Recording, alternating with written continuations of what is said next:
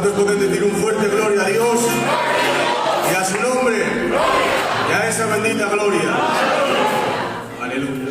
Agradezco al Señor el privilegio que me da en esta tarde y darme la dicha de poder predicar la palabra y anunciarles un sentimiento que el Señor ponía en mi corazón, y espero que el mismo bien que me ha hecho a mí la palabra les haga también a ustedes. Amén. Rápidamente vamos a ir al libro de Romanos, capítulo 12 y verso 2. Leemos en el nombre del Padre, del Hijo y del Espíritu Santo.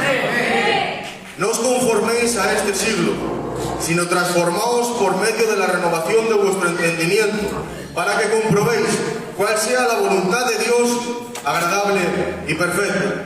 Amén a su palabra. Amén. Leemos también este verso en la Nueva Traducción Viviente. Dice: no imiten las conductas ni las costumbres de este mundo. Más bien dejen que Dios los transforme en personas nuevas al cambiarlas la manera de pensar. Entonces aprenderán a conocer la voluntad de Dios para ustedes, la cual es buena, agradable y perfecta. ¿Cuántos pueden darle un aplauso a su palabra? Sí.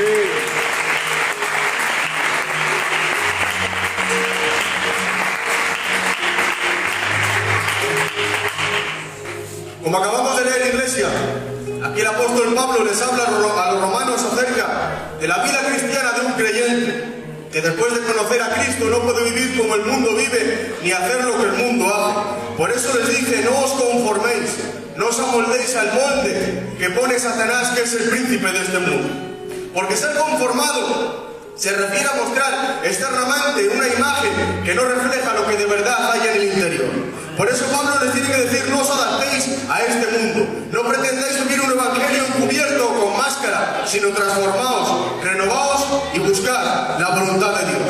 Sí. Pero para poder transmitirles este mensaje, nos remontamos al capítulo 4 del Evangelio de Marcos, donde dice la palabra que Jesús, estando junto al mar de Galilea, empezó a enseñar, y alrededor de él se reunió mucha gente, una grande multitud que se agolpaba por escuchar las parábolas y las enseñanzas del maestro. Dice la Biblia que era tanta la multitud que Jesús tuvo que entrar en una barca, y sentado dentro de la barca, en la orilla, mientras todos escuchaban sus palabras, admiraban su doctrina, empezaba a enseñarles, y todos se quedaban embelesados por cada palabra que salía de la boca del maestro. Y empieza a hablarles, iglesia, la parábola del sembrador, que como todos conocemos, dice que el sembrador salió a sembrar, y una parte cayó junto al camino, otra parte en pedregales y otra parte entre espinos.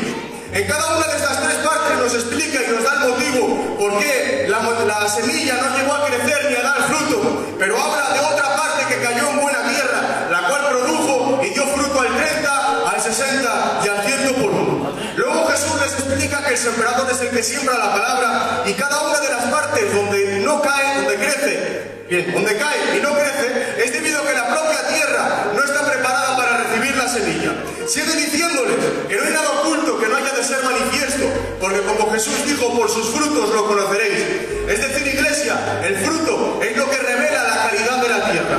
Y ahora les habla de la parábola del crecimiento de la semilla, de cómo sin darse cuenta va creciendo poco a poco hasta dar el fruto. Pero llegamos a la última parábola, y aquí es donde me quiero detener. Dice el Señor Jesús: ¿a qué compararé el reino de los cielos? Y para esto utiliza la parábola de la semilla de mostaza. El ejemplo que utiliza aquí Jesús era algo muy común entre los judíos, ya que en aquel tiempo se usaba la expresión de un grano de mostaza para referirse a la cosa más pequeña que se podían imaginar. Por eso cuando Jesús a sus discípulos le dijo: si tuvierais fe como un grano de mostaza, tú le dirías a ese monte: muévete, y ese monte se moverá. Lo que Jesús les estaba queriendo decir es que llegaba a ser lo más pequeño que se puedan imaginar, la cosa más insignificante que ellos podían pensar. Esto podría llegar a ser muy grande. Este grano de mostaza crecía hasta tal punto que, siendo una planta de huerto que se sembraba con las demás hortalizas, a diferencia de las demás, llegaba a ser tan alta y tan grande como un árbol. Pero aquí Jesús nos da un detalle en Mateo 13:32, que dice que después de crecer vienen los pájaros y anidan en sus ramas. La referencia que hace a los pájaros es que vienen a estorbar, a aprovecharse de la altura de las ramas para cobijarse bajo su sombra, incluso hacer de ellas su hogar. Pero todo esto es una apariencia, porque lo está haciendo para su propio beneficio, sin importarle los daños que pueda causar a este árbol. Estos son los que viven dentro o incluso han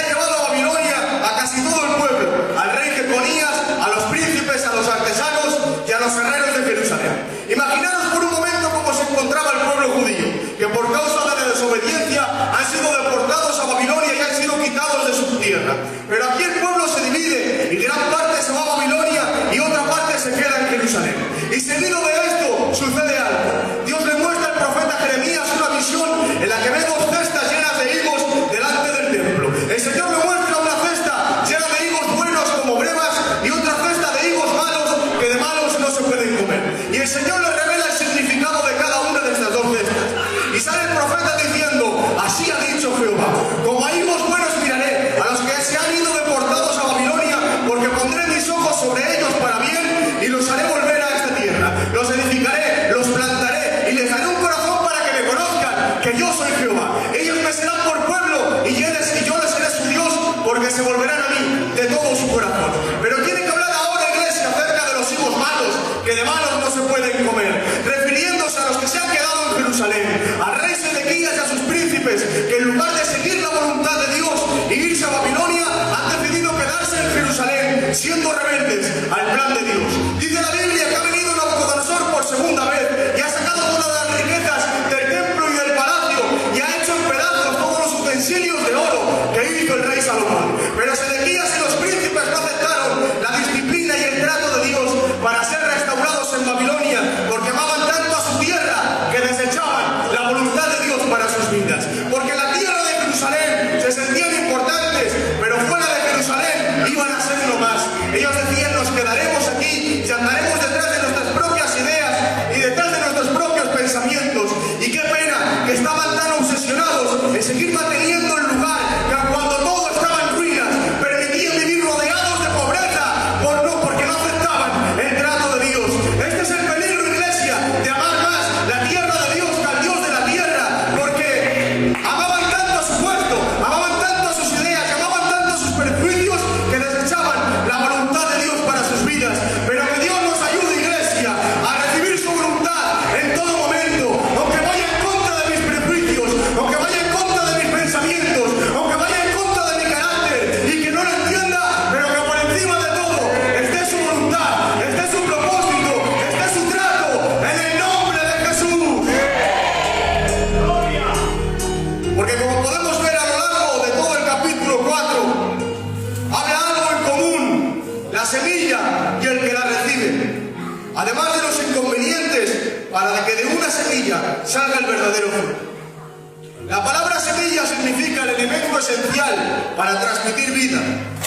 Era algo sumamente importante lo que Jesús les estaba enseñando, aunque no todos lo entendían. Les estaba diciendo: ¿qué reacción tenéis a la semilla del Evangelio?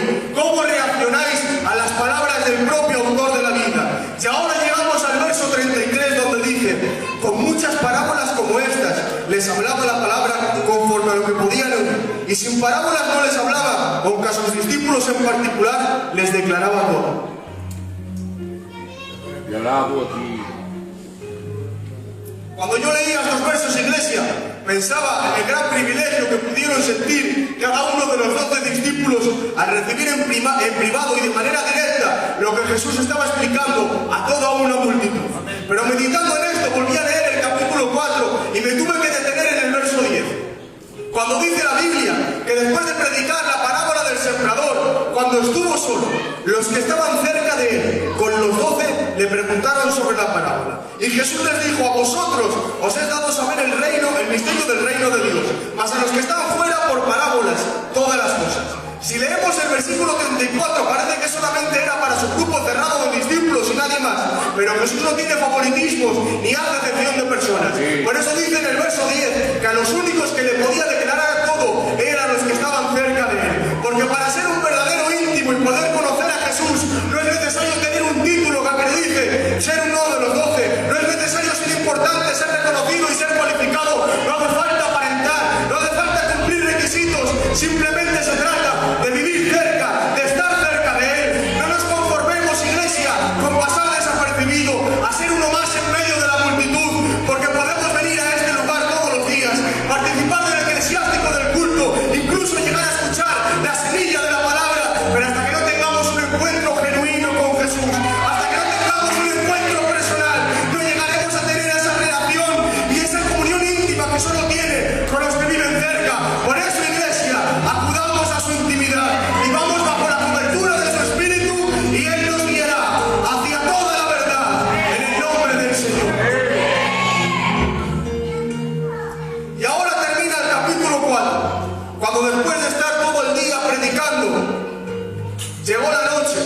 Jesús le dice a sus discípulos: pasemos al otro lado. Y despidiendo a la multitud, sus discípulos fueron más allá y le siguieron en la barca. Porque a los íntimos que viven cerca no les importa dejar el lugar donde estén, sino que lo más importante para ellos es vivir cerca del Maestro. Pero como todos sabemos, seguir a Jesús y su voluntad no nos garantiza que no pasemos por dificultades, porque cuando estaban de camino al lugar donde Jesús les había dicho, les ocurre algo. Dice la Biblia que en medio de la noche, todos conocemos este pasaje, se levantó un gran viento y una gran tempestad, de tal manera que las olas cubrían la barca y estaban a punto de hundirse. En este momento los discípulos estaban pasando por una crisis de fe, por un momento de dificultad que ellos no entendían, se veían hundidos y se veían entre la vida y la muerte. Pero hubo algo que les salvó la vida y les sacó de la tormenta, y es que dentro de la barca tenían a Jesús. Y lo que me llamaba la atención, iglesia, es que cuando la tormenta les superaba, cuando la dificultad les robaba la fe, no se quedaron quietos, no se quedaron callados, sino que reaccionaron y clamaron a Jesús. Y el Señor, a través de este pasaje, me trataba de esta manera: ¿qué reacción estoy teniendo en medio de la tormenta? Y rápidamente el Señor me recordaba a uno de los valientes de David, que dice la Biblia que este hombre llamado Benaía, nombrando entre una de sus hazañas, dice que mató a un león en un foso en tiempo de nieve. Otras versiones de la Biblia dicen que era una cisterna o un hoyo profundo, y según Job 37:8 lo que se puede referir es que era una especie de cueva o refugio donde aquel león moraba.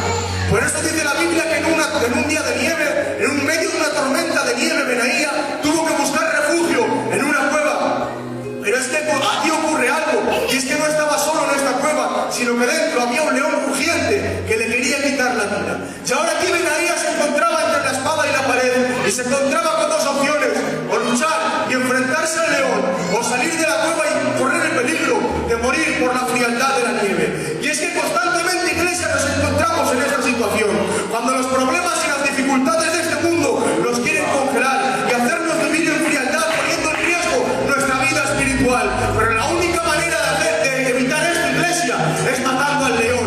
Y qué bien que no se quedó quieto, que no se quedó atemorizado. A Benaía el problema no le quitó la vida, sino que se armó de valentía y tuvo la reacción de enfrentarse y matar al león. Y hoy quiero lanzarte una palabra: puede que te encuentres acorralado dentro de una cueva buscando el refugio para tu alma, pero dentro de ese refugio tienes enfrente a un león rugiendo que te quiere quitar la vida. O puede que te encuentres en medio de una barca por seguir la voluntad de Jesús, pero ahora te ha venido una tormenta, te ha venido una dificultad que no sabes cómo afrontarla, que no sabes cómo superarla, y ves que este problema te va a quitar la vida. Pero al igual que a los discípulos, es verdad que en la tormenta les faltaba fe, pero ante sus crisis de fe reaccionaron y clamaron a Jesús. Yo no sé cuál es el problema o la dificultad que te quiere quitar la vida, pero hoy tengo una palabra de parte del cielo. Déjame decirte que no te acostumbres a vivir acorralado, que no te acostumbres a vivir en tormenta, a vivir atemorizado. Déjame decirte: reacciona, despierta, aclámale a Él en el nombre del Señor. Fuertes aplausos para el Señor.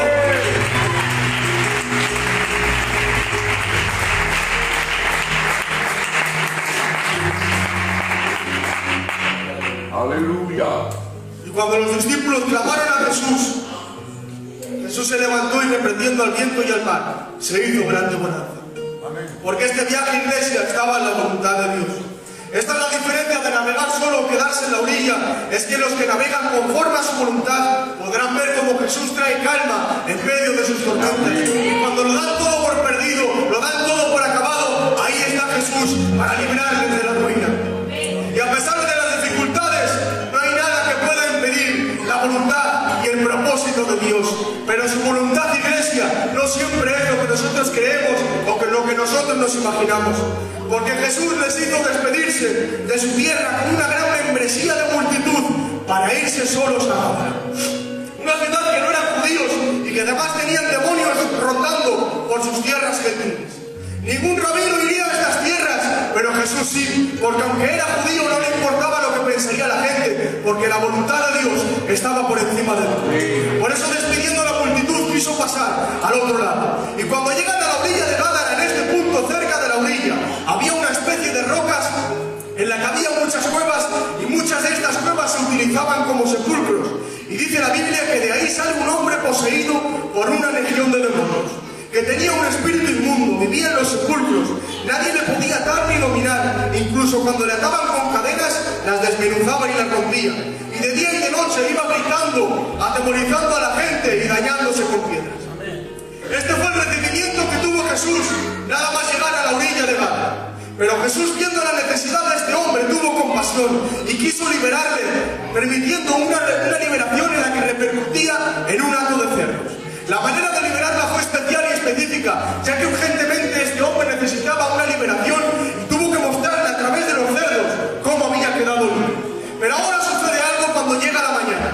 Cuando en la ciudad se enteran de esto, rápidamente vienen a Jesús y ahora ven el cambio tan grande en este hombre. Lo ven sentado tranquilo y en su juicio cabal. Pero en lugar de maravillarse y darle gracias a Dios, tienen miedo porque a raíz de esto han perdido a 2000 cerdos. Y ahora viendo esto, en vez de recibir a Jesús y dejarlo que él entre y que obre, deciden despacharle pidiéndole que se vaya fuera de sus contornos.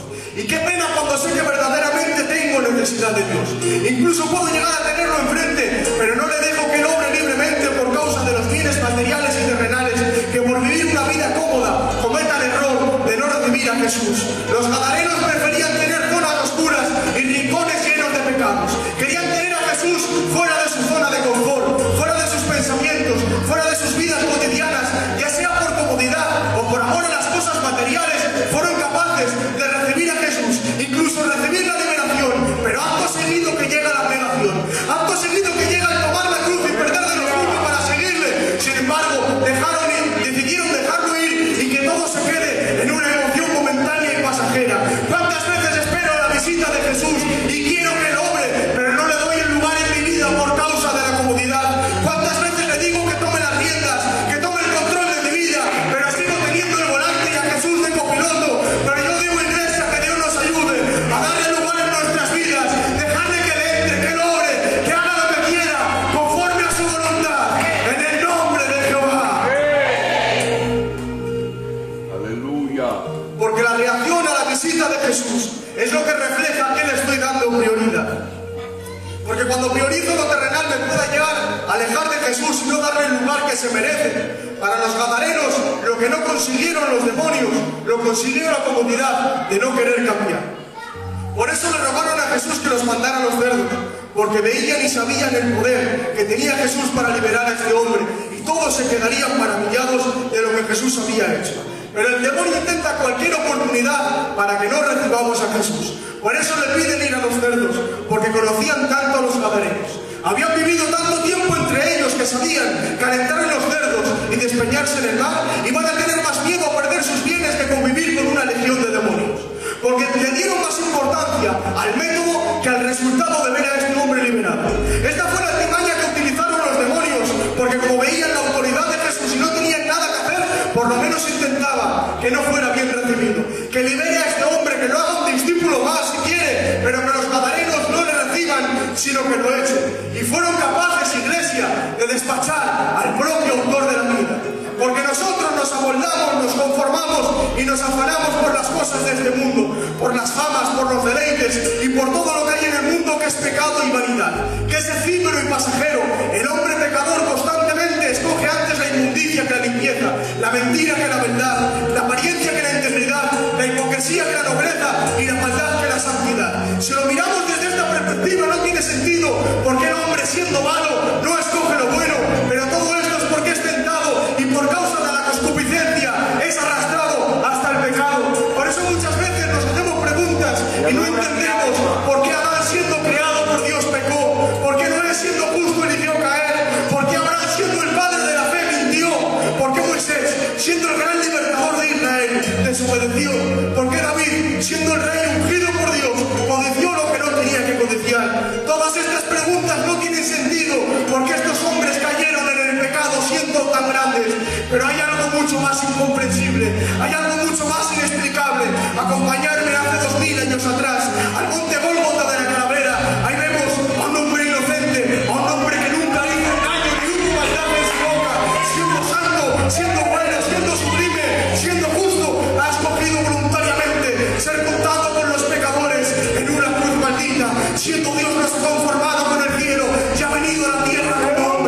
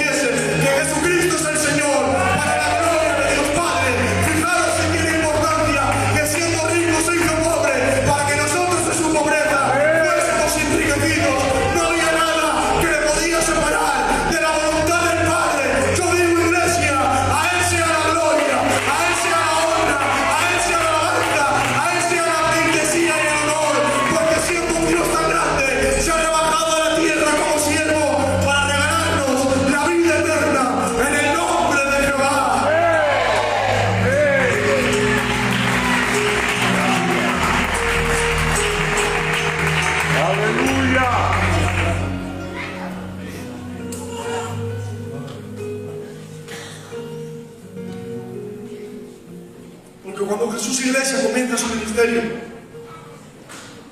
Empieza a recitar en la sinagoga lo que dice Isaías 61. Dice: el Espíritu de Jehová está sobre mí, por cuanto me ha ungido para dar buenas nuevas a los pobres. Me ha enviado a sanar a los quebrantados de corazón, a pregonar libertad a los cautivos y vista a los ciegos, a poner en libertad a los oprimidos y a predicar el año agradable del Señor. Todos se maravillaron, de tal manera que pasó el tiempo que Jesús iba llevando a cabo su ministerio. Y ahora vienen los discípulos de Juan y le dicen: Jesús, ¿eres tú el Mesías que esperábamos o ha de venir otro? Y Jesús le dijo: hacedme saber que los ciegos ven, que los cojos andan, los leprosos son limpiados, los sordos oyen, los muertos son resucitados, y a los pobres es anunciado el Evangelio. Amén. Fijaros si lo estaba haciendo bien Jesús, que incluso los demonios sabían que estaba llevando a cabo su ministerio. Y ahora venían los gadarenos a liberar a los oprimidos y no tenían nada que hacer. Por eso querían evitar por todos los métodos que Jesús no predicara el año agradable del Señor. Y ahora en el verso 17 dice que comenzaron a rogarle que se fuera de sus contornos. Aparentemente el plan de los demonios había tomado sentido. El plan de los demonios les había funcionado porque despacharon a Jesús y solamente había obrado en este hombre. Pero es que no se queda ahí, iglesia, sino que en el verso 19 tiene otra estrategia. El gadareno le rogaba irse con Jesús, con él en la barca, pero el Señor le dice: ve a tu casa y anuncia las grandes cosas que yo he hecho contigo y cómo he tenido misericordia de ti. Porque si no te conformas, te transformas y buscas la voluntad de Dios, cambiarás el ambiente que te rodea. Y ahora lo vemos en el verso 20 comenzando a publicar en Gádara y en todo Decápolis cuántas cosas había hecho Jesús en él. Este hombre había pasado de atormentar a la gente viviendo en un sepulcro, hacer que la gente se maraville de escuchar sus palabras porque tuvo un encuentro con el autor de la vida. Pasó de ser un recipiente de demonios a ser un embajador del cielo y un representante de Cristo, porque pasó de vivir en un lugar de muerte a ir transmitiendo vida.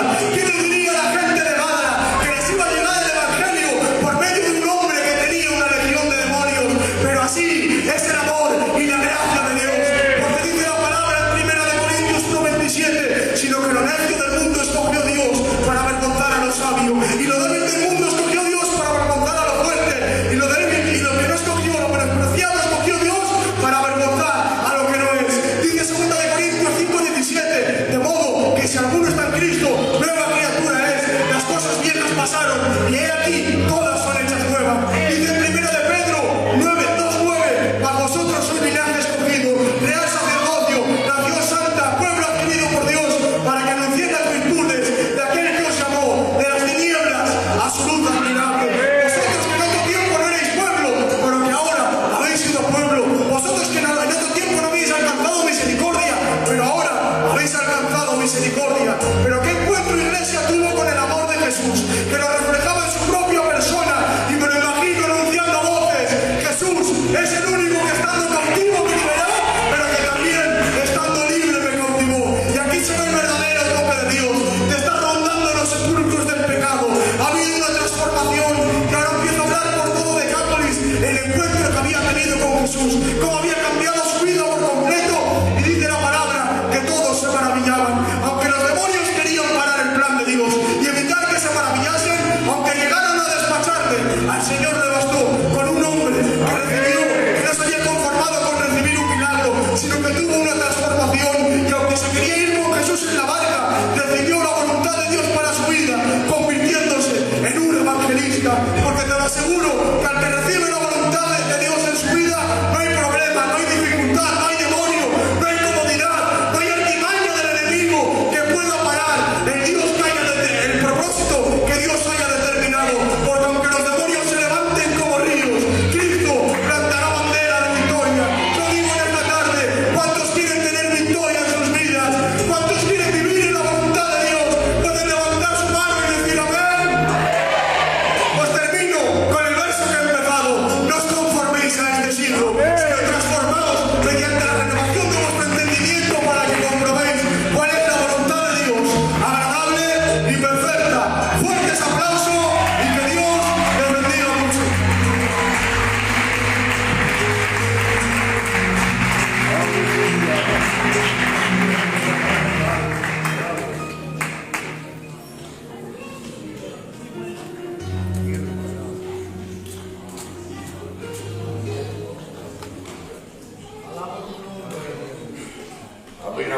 has hablado a Dios en esta tarde, levanta tus manos y grita un fuerte ¡Gloria a Dios! Que Dios bendiga a su siervo y a esta palabra tan bendecida de parte del Señor. Yo quiero la voluntad de Dios en mi vida. ¿Cuánto la desean? Amén. Amén. Todos queremos la voluntad de Dios. El mal de los gadarenos fue que querían el gadareno liberado, pero no perder los cerdos. Porque cuando la voluntad de Dios nos hace perder, amén, que pronto echamos para atrás. Pero nosotros no somos de los que retroceden, sino de los que tenemos fe para perseveración del alma. Aunque no entendamos la voluntad de Dios, abrázala, porque es mejor lo que Dios quiere para ti que lo que tú mismo deseas. Porque nunca te olvides que Dios es bueno y para siempre su misericordia. Que Dios bendiga a su siervo en el nombre del Señor. Amén. Como ya les he dicho, vamos a seguir orando por los hermanos y por el niño del pastor. Ahora le llamaré a ver qué tal va todo, en el nombre del Señor, ¿vale? Mañana es jueves, seguimos teniendo culto, así que no falte nadie, que Dios nos va a seguir bendiciendo. Vamos a ponernos de pie para dar gracias a Dios por este culto y por todo lo recibido. Decimos las ofrendas. 73 euros para su gloria. Amén. Cerramos los ojos para dar gracias a Dios. Wisman, hermano, despídenos de este culto.